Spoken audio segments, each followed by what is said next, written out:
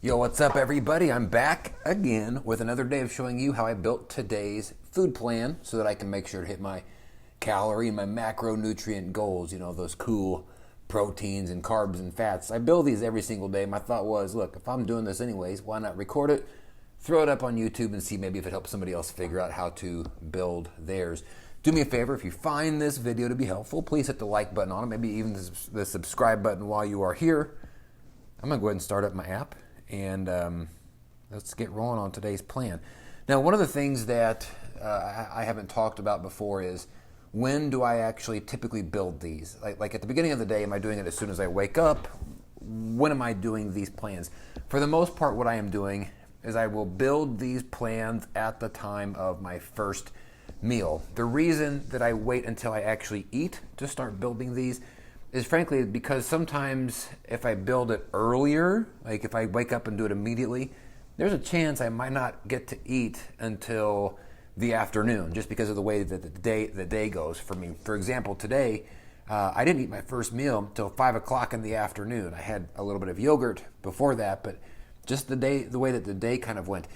And because of that, because my day started so late with my food, I have to cram and I have to change the volume and the content of those meals for the rest of the day because I've only got a very short window now to eat a decent amount of food. Whereas if I had built my plan earlier in the day thinking, well, I've got all day to eat, I would have made a plan that reflected having all day to eat and then had to redo it once I ended up not eating until 5 o'clock. So just wanted to mention that. I haven't talked about it before. I usually will wait until I'm eating the first meal of the day because then I can say, okay, now I've started and here now is my window that I have for the day. Just thought I'd mention. So my 3-step system that I've got for building my plans every day is my first step is I put in my 2 staples, the things that I know I'm going to do regardless. I don't have to think about them. I don't have to think, well, what's going to be in these meals? For me, it's my pre and my post-workout plans. And the reason that these are my staples is because they're essentially the same thing every single day. It's my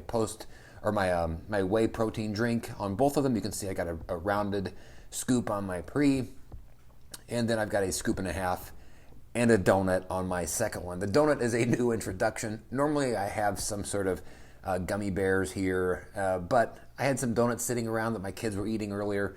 And so I did an estimate of calculation here to say, like, okay, it's just a donut from like my local gas station. There is no caloric or macronutrient breakdown. So I sort of estimated based off of how much of it I ate, and I compared it to other foods that I eat that are sort of similar. So that is a ballpark number on the calories there. In fact, for my calories, I put 350 calories, and I didn't even eat the whole donut. So the numbers, the protein, carbs, and fat, purely a guess there.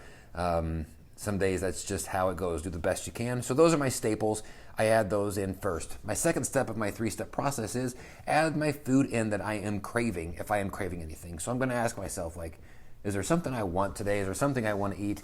Especially when you're trying to lose weight and you are in a caloric deficit every single day, it's easy to get into a habit of sort of depriving yourself of foods that you actually want because you're trying to be good or whatever that means.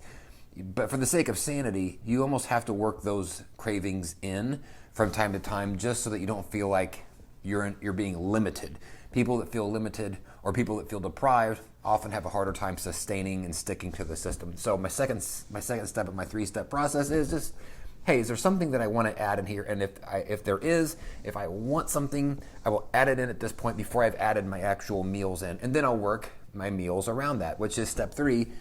Once the staples are in, once your cravings are in, go ahead and start building your plans from the first meal of the day until the end of the day. And that's exactly what we're going to do. I didn't have any cravings, so let's start easy. I mentioned earlier I had a Greek yogurt for breakfast. It was literally me walking out the door eating a small cup of yogurt. And frankly, the only reason I did that was because I was worried about getting a workout in on a completely empty stomach. So just you see 80 calories. It was basically nothing. So by the time that I got around to eating, like I said, it was 5 o'clock in the afternoon. I was a little bit nervous here, so I started basically adding in large portions and trying to make bulkier type meals. You can see here I just added about 4 1/4 ounces of beef. I did some non-fat, non-flavored yogurt, and then I added a bunch of rice, and I just mixed them all in a bowl. And I just started chowing down. Actually, halfway through chowing down, my wife said, hey, do you want to go get dinner tonight? And I was like, yeah. I would have loved to have if I wasn't halfway in now in the middle of this bowl that I have to eat. So no eating out today. So that was what my lunch looked like. For dinner, here's what I'm going to be doing still.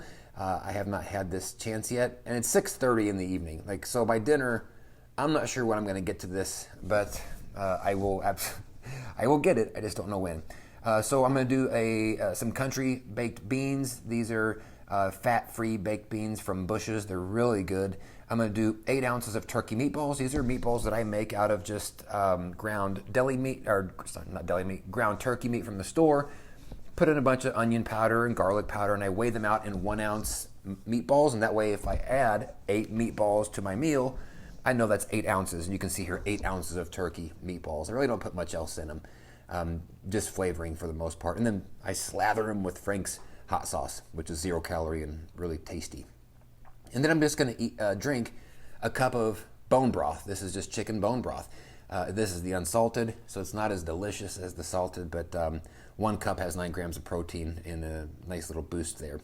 So this puts me into a position, frankly, where I've actually done a pretty good job of catching up at this point on my calories, but I still had some room left over for a few sort of snacks throughout the rest of the day. So the first thing I'm adding in here is a frozen fruit bar. These are the fruit bars we just get from Walmart, 15 grams of carbs, no fat, no protein, and it's just real fruit, quote unquote.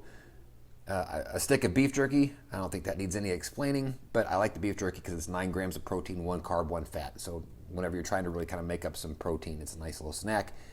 And then here's what I've done is I've added in 2 Pop-Tarts. Total calories on the Pop-Tarts, 370. Normally I don't do this, but this is kind of similar to what happened a couple of days ago with the Rocky Road ice cream, is where I realize I have a short window and if I have 400 calories left, I don't want to keep eating small foods and try to add them up to 400 calories because I know by the end of the night, that's going to be 11 o'clock at night, right? So I need to find something that frankly is high calorie at this point to be able to make up the ground that I need to make up. So I actually ran out of ice cream yesterday, so I'm going to go with just a couple of Pop-Tarts, and that helps make up the deficit. And so even with the Pop-Tarts in there, if we look at the top, so if I kind of scroll over here, so it says here 282 calories remaining. That's 282 underneath my target of 2,700 calories. Now that's getting very close to my limit of 300 under. I don't want to be more than 300 because 300 puts me at about a 20% cut, and over that starts to get a little bit weird. So anything under 300 is good. 282, it's high, but it's still within the range. Now my macronutrients at the top, typically what I want to see happen here is I want the protein to be almost non-existent. If anything, I'd like to go over a little bit. And just the way that today kind of laid out with having such a small window, this was another one of those situations where I had to get more concerned with the caloric intake than I was being able to hit the macronutrient numbers that I needed to hit. I was doing the best I could, but dire circumstances, I suppose, and I had to decide where my priorities were going to lay today, and for me, it was going to be for the calories. So you can see here, I'm still pretty high on the protein. I almost maxed out my carbs and my fats, thanks to the Pop-Tarts. But because the overall numbers are fine, the overall calorie count is where I want it to be, I'm not going to throw too much of a fit about it. That still ends up being a win for me once all is said and done. Now, I did get a message here on YouTube where somebody was asking what my overall targets actually were. And so this is tomorrow. This is what it looks like before I actually build these plans. You can see here, 2708 is the number that I target.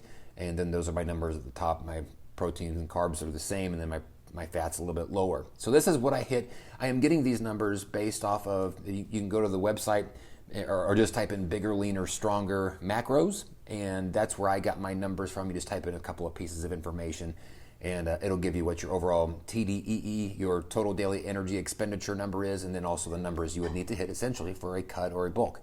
And so these are my numbers here. So anyways, hopefully this was helpful for you all. If it was, please hit the like button on it. And again, maybe hit subscribe. I do these videos every single day, hoping maybe it helps some people figure out how to build theirs. The app I am using is called My Macros Plus. It might cost a couple of bucks on all of the app stores, but if you use it, it's well worth it. If it helps you stay on track, what I would not have paid quite some time ago for a tool such as a phone app that helped track my food numbers and keep me on track. So a couple of bucks, certainly worth it. So that's it. Thank you all so much for watching. We'll see you on tomorrow's video.